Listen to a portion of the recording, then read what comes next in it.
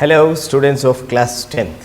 I welcome you all to learn about Unit 3 Reading C, the never nest.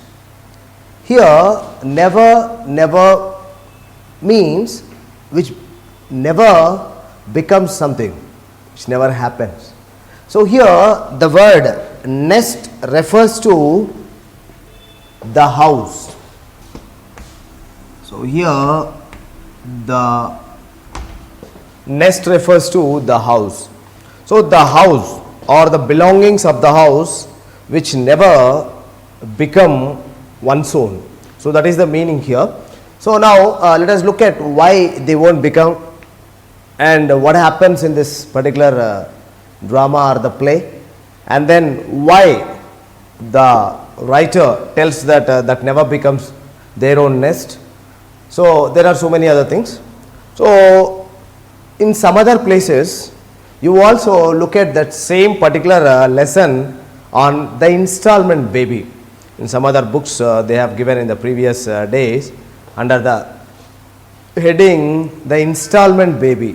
So the same, the content, everything is same, only the name changes. So here we look at the characters. Okay, there are 4 characters here. One is Jack, the main person, and then Jill, Jack's wife, Aunt Jane, who visits their house, and then the nurse. Nurse is a very minor part here. So these are the major characters. So we can divide here 2 types of characters. One is major characters, the other one is minor characters. So we have Jack, Jill and Aunt Jane as the major characters and the nurse as the minor character. If you look here, Never Nest is a one act play, and here if you look at this, comedy is very relevant in today's world.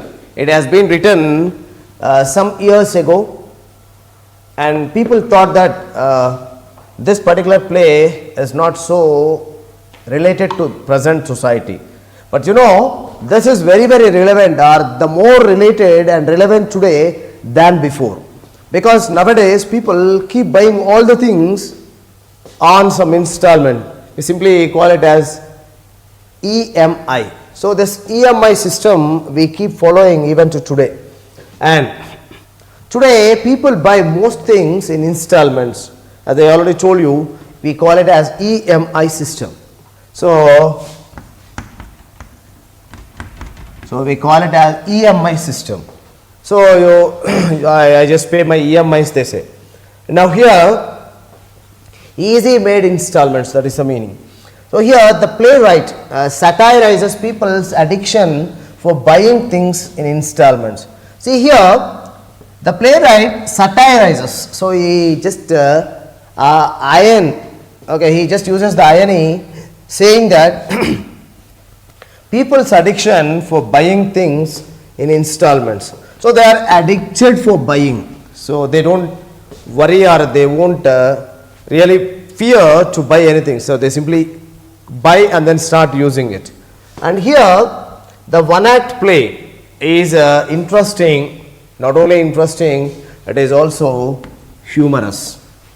So here the Never Nest, written by Cedric Mount, is a one act play about a young couple named Jack and Jill. So it is all rounding around a young couple called Jack and Jill, and they have a habit of buying things on installment basis. So they have have a good habit called as buying the things on a installment basis. And now let us look at what happened to them. Okay, what did they do in the following lesson? The play condemns the so-called trend of young couples who possess the habit of purchasing household items and houses in easy installments. So it condemns. So it is, which is against Cedric Mount, who is against this particular installment scheme. So talks about how people go on buy certain things and then how they get troubles and struggles onto them. Now, here if you look at in the play, the couple Jack and Jill make full use of the system called buy now and pay later marketing system. Buy now, pay later marketing system. You buy the things now, maybe TV, refrigerator, and air conditioner, car, house, everything you buy it, and you keep paying all throughout your life. Maybe for 15 years, 20 years, you keep paying them every month. So whatever you have to pay, you have to pay it. So this is what called as a buy now, pay later marketing system. Now we have a very much relevant, very much prevalent in our day-to-day life. So you keep seeing every day when you go to shopping malls and other places, this particular system called buy now, pay later, or EMI system we call it as. And for that we have special companies also who provide the Bajaj Finserv, such kind of things, those who provide this particular card in order to go ahead with this. Now, a young couple, so as I already told you, the young couple refers to Jack and Jill. So here, Jack and Jill are a young married couple who had a small baby. Now here, one day Aunt Jane visits their residence. See, this man, Jack, was being brought up or supported by Aunt Jane. And here, Aunt Jane marries Jack to Jill, and she gives a check of 200 pounds to them so that they can lead their life. So Aunt Jane wanted to just to visit them, so she comes to their residence, so their house. On reaching their home, Aunt Jane was astonished to discover that despite the low salary of Jack, they are living in a beautiful house with all sorts of comforts such as radiogram, a piano, a car, and a refrigerator. See here, Aunt Jane was astonished, surprised, wondered as to discover so many things, so many luxuries and comforts in their house. So they had a radiogram, a piano, a car, and a refrigerator, all the comforts they had in their house. So Aunt Jane really wondered as to how they got all these things and how did they manage to get all these things. So now let us further continue this particular lesson. Aunt Jane asks if they took it for rent. So now she asks, have you taken it for rent, or has someone given you for using them? And then immediately they say that they inform her in everything was of their own. So they say it is of their own. They did not get it anything on rent. Aunt Jane was so shocked that she begins to wonder whether she had given them 2,000 pounds or 200 pounds on their wedding. So now here, on their wedding, she gave one gift of 200 pounds. And now Aunt Jane wonders, if she had given 2,000 pounds instead of 200 pounds, maybe instead of keeping 2 zeros after 2, she might have kept 3 zeros. That's what her doubt was. And then she questioned how could Jack and Jill purchase all these things if she had not given them 2,000 pounds, because Jill was just a housewife while Jack earned a low salary.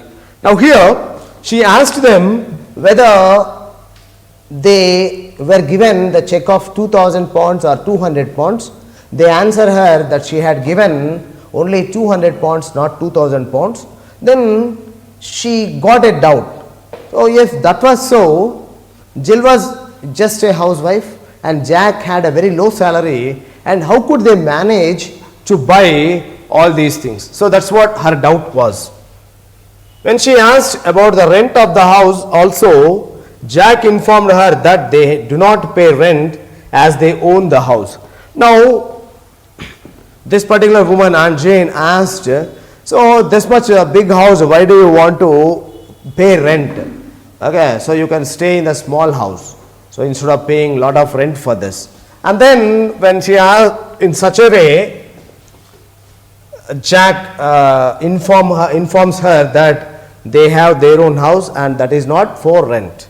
And then he further informs that they had bought the entire house on installment, just like they bought all the other things. Now he informs her that, see, we have bought all these things on installment basis and we are not paying any rent. All these are our own belongings, our own property, and they are not for rent.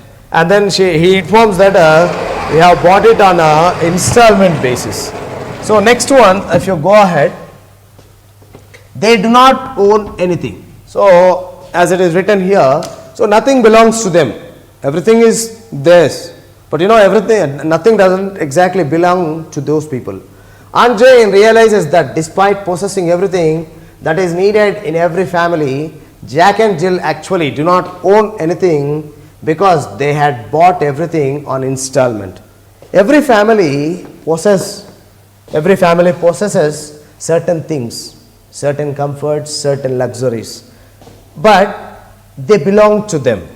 Here, all these things, though they have everything, though they possess everything, but nothing exactly belongs to them completely. So that's what she realizes. Aunt realizes that particular aspect and then starts wondering at their particular way of behavior. Even in their car, only a tire and one or two other materials have been purchased by them. So here, even in their car also, only one tire and then 2 or 3 things only they belong to these people, and the remaining all it belongs to the person who had given on installment basis. Only one leg of the sofa has been paid for. So for sofa also only one leg was paid for and the remaining all were not paid for. So in that way, so everything, whatever the things that they have bought, everything were only for certain extent they were of theirs. And then here if you see, the earnings of Jack is only 6 pounds. So Jack earned only 6 pounds, while the total amount what they were paying per week on installment was more than 7 pounds. Again she got a doubt. See, if they were really earning 6 pounds, and then how were they able to pay more than 7 pounds? So that's what again Aunt Jane got a doubt here.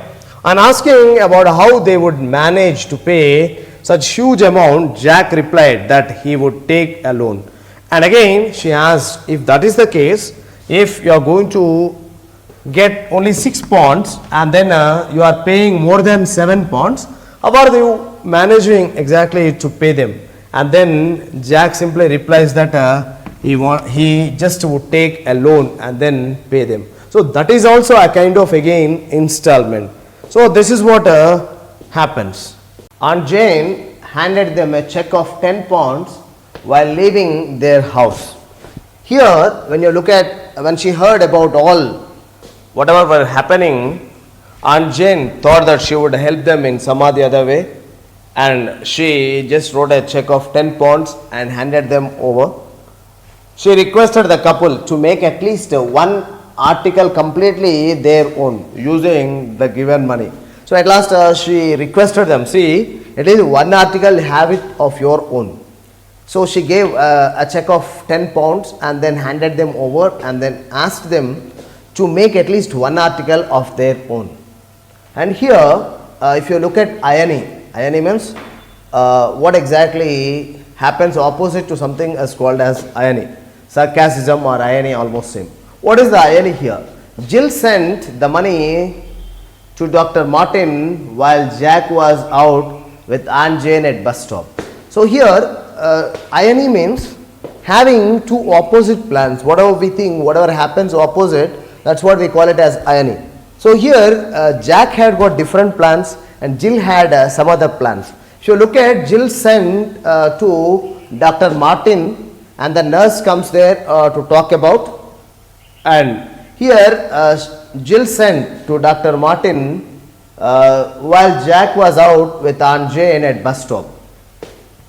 When Jack came back and asked Jill that he wanted to pay 2 months installments on the car using the given money, Jill informed him that she had already sent the money to Dr. Martin to make sure that their baby would be or would become completely theirs. See here, the baby also they kept it in the hospital and they were paying installments even for the baby. So here when Jack really questioned her or got a little angry on Jill, Jill started crying, at least the baby we will make them of our own. So these all the things do not belong to us, but at least our own baby should be of our own. As you know, Aunt Jane said, at least make one article completely of your own. And here, not the article, even their own born baby, they kept it under the installments. And Jill cries saying, at least this baby of our own we will make of our own rather than keeping it there. So that here, this is what a kind of exaggeration are showing more than what is there. So here, that is what no one generally keeps the baby under the installments.